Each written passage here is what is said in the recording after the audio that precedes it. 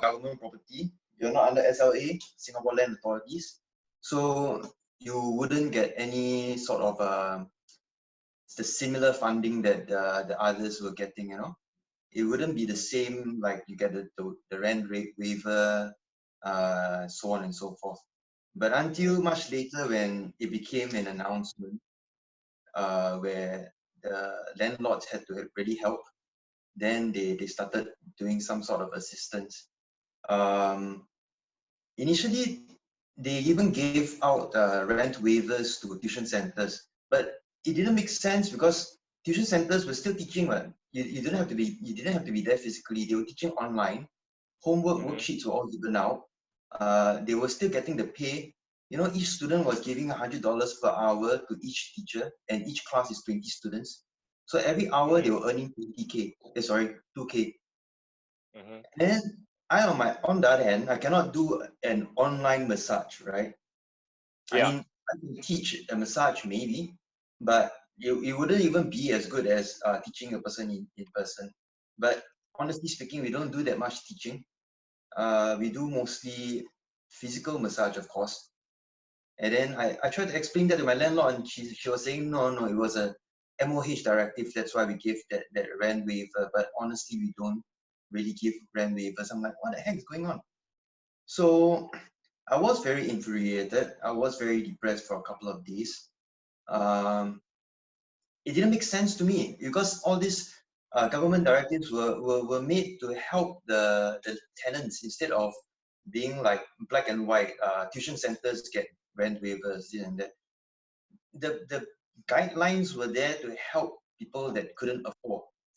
So I'm just glad that finally, after they saw all the gray areas and all the loopholes, that the government started making things clearer and clearer, saying that, okay, only this sort of people can work, this sort of people cannot work, and these are the incentives that are really out there to help these people. And it was very specific, so we started to get a little bit more assistance in that sense. Tough times. Yeah, it is, and of course, when this thing happened, everyone is like, struggling to find, what can they do? What about the rental? What about the family?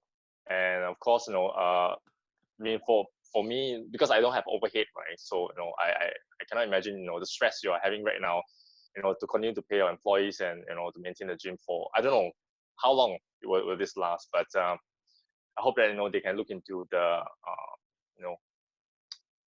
this area to help, entrepreneurs like yourself, and many out there that are currently struggling during this period. Because yeah, you're right. We can't just transfer things online. We can't just, and even if I to transfer things online, right? Doesn't mean that my client or the audience will want to pay me. And definitely, even with the incentive, I mean, help is definitely better than no help, right? But we're looking on in the back of our head, we definitely have something that will tell us to like question, what is sustainable, what can we keep doing to, maybe for another year or two, right? If this COVID-19 keep up. So yeah, this is a real question, but at the same time, I find that we shouldn't also be too overwhelmed by this matter, because we first of all, we need to be sane. If not, I think we'll probably go into depression faster than the I have to be overwhelmed. You see, I have to pay total salary of almost 10K. I have to set aside rental, utilities, and all the other bills of about another 10K for another side. And when I put my employees under no pay leave, it's not something I really want because I know they have bills to pay. On the other hand, the rental, the tenant, the landlords can control. I asked them, how do you expect me to come out with 10K without earning any income? It's ridiculous. So you will never, I mean, entrepreneurs will understand that this whole risky lifestyle is very intense every single day. Every day you're trying to make sure that you earn every dollar, every cent, just to make ends meet. Not to make yourself richer at all. Mhm. Mhm. Maybe at least for the first 5 to 10 years. After that, maybe you want to cruise through, I understand. But whoa, nothing gets you prepared for this than first-hand experience, man. Mhm. Well, can you guys agree on, like, this got something to do with social media? I mean, at least that's for my impression, is that when we see books, advertisement, saying that, oh yeah, be an entrepreneur, this is once a lifetime, you got to live that life, and then, I don't know, work from a beach, drive Porsche car, have a lot of clients, making 5, 6 digit figure and stuff like that. But what they never really tell us is that, those people that are really struggling right now, or those failed businesses, I think it's important to actually put it out there so that people can actually manage the risks. It's like, entrepreneur life is not all about taking pictures with fans, earning the fat paycheck. It gotta do with, like, risks, in such times, Paycheck. what are you gonna I do? haven't gotten a salary for 1.5 years already. I've invested every single cent to my employees and my rental and utilities. I have not earned a single cent for 1.5 years. I think 2 years maybe. Nothing. Not a fat paycheck at all. Not even a check. If the thing is, all the books, right, they are out there, they are successful, they are selling like hotcakes, okay, are those books and people who are actually have done it, they made it, right? But there's another set of story that, usually we always compare this with, like, something else. If you have nothing to compare, it's always very beautiful, because you only see what that people is selling you, right? So if you were to write a book, I think, people will really consider, before jumping into all this, entrepreneurship and stuff. I mean, yeah, you should, but it should be something that, you should consider, because it's real. I mean, just like you say, a year you're not even making, it's like, it's a good wake up call. So, is entrepreneur, yeah, it's hard, and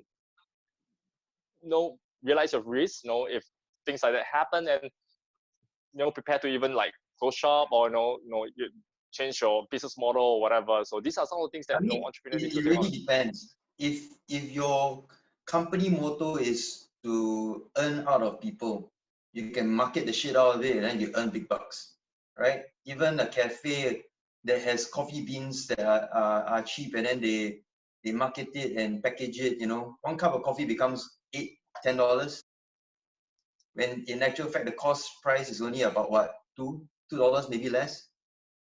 Yeah, it doesn't cost that much.